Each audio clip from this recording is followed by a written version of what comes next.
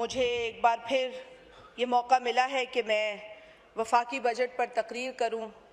2025-26 का वफाकी बजट पेश किया गया है, लेकिन इससे पहले मैं जो सूरत हाल है दुनिया के अंदर और जिस मुश्किल का सामना पाकिस्तान को हुआ और हमने बड़ी बहादुरी के साथ उसमें अपना किरदार अदा किया, उस पर बात करूंगी।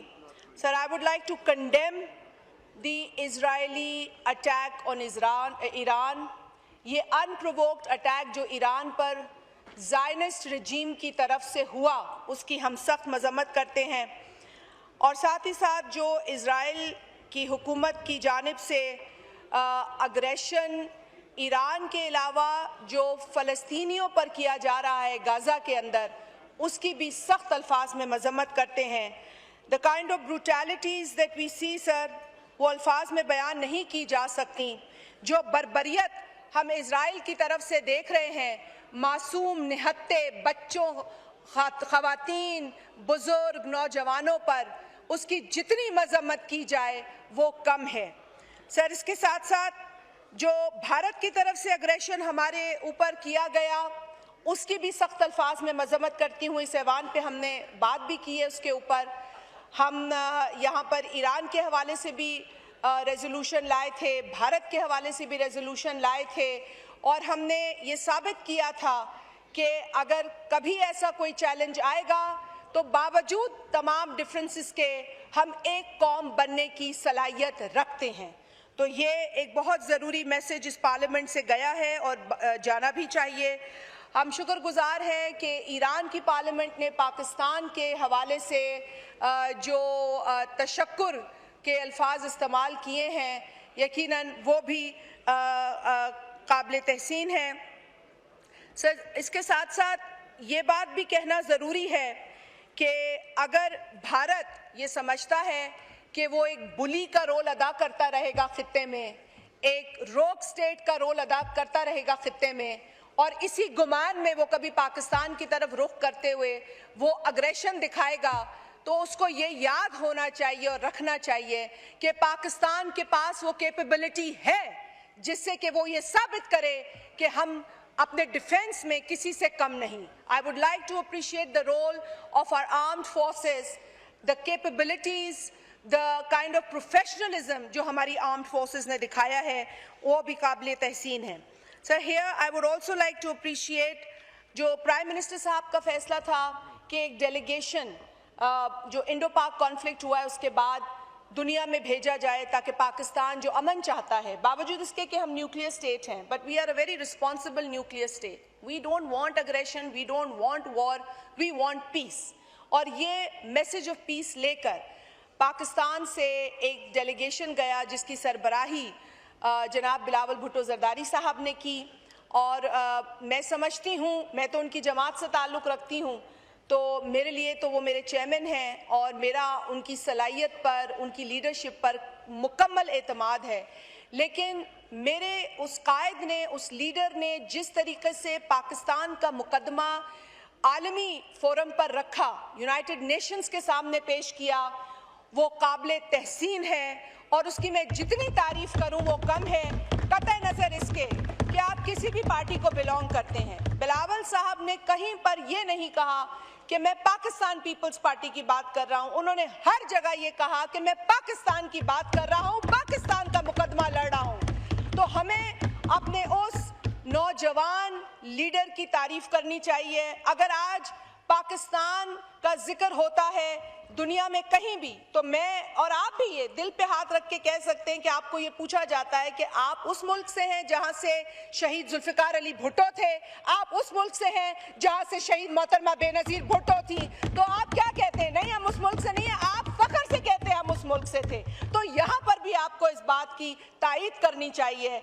कि अगर आज जनाब बिलावल भुट्टो जरदारी साहब ने नेशनल स्पिरिट में पाकिस्तान के लिए वहां जाकर अब मुकदमा लड़ा है और उस मुकदमे को कामयाबी से लड़ा है, तो इसमें हम सब की कामयाबी है। इस कामयाबी को आप सिर्फ एक जमात तक महदूद ना कीजिए। ये करेंगे तो अपना और इस मुल्क का नुकसान करेंगे। So I would like to appreciate the role of Bilawal Bhutto Zardari साहब एंड हिज टीम कि जिस तरीके से उन्होंने डिप्लोमेटिकली मैसेज दिया है अमन का पूरी दुनिया को, और मैं समझती हूँ कि एक अरसे के बाद दुनिया हमें उस सीरियसनेस से देख रही है जो हम डिजर्व करते हैं।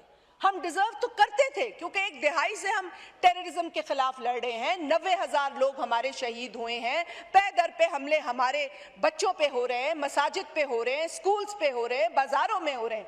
तो विक्टिम्स तो हम हैं, लेकिन अपना केस जिस तरीके से पेश करना चाहिए वो भी एक सलाहियत है, और आपको मानना पड़ेगा कि ये सलाहियत वाकईतन बिलावल साहब में है। उन्होंने हमारा सर फख्र से बुलंद किया है, और जब भी जरूरत पड़ेगी, आज नहीं, जब भी जरूरत पड़ेगी, आप देखेंगे कि बिलावल भुट्टो जरदारी पाकिस्तान के लिए फोर फ्रंट पे खड़े रहेंगे। ये हम आपसे वादा करते हैं। इसके साथ उनकी काबिलियत और सलाहियत सबने देखी। यूनाइटेड नेशंस हो, ओआईसी के साथ भी उन्होंने बात की, ओआईसी के फ्रंट पे भी उन्होंने गाजा में होने वाली तमाम ब्रुटैलिटीज़ को कंडेम किया, यूनिटी का मैसेज दिया, और फिर जो भारत अग्रेशन कर रहा है, दिखा रहा है अपने मुल्क के अंदर जो माइनॉरिटीज़ के साथ कर रहा है, और फिर जो मकबूजा जम्मू और कश्मीर के अंदर जो बर्बरियत कर रहा है उसको भी बेनकाब किया उस फोरम पर।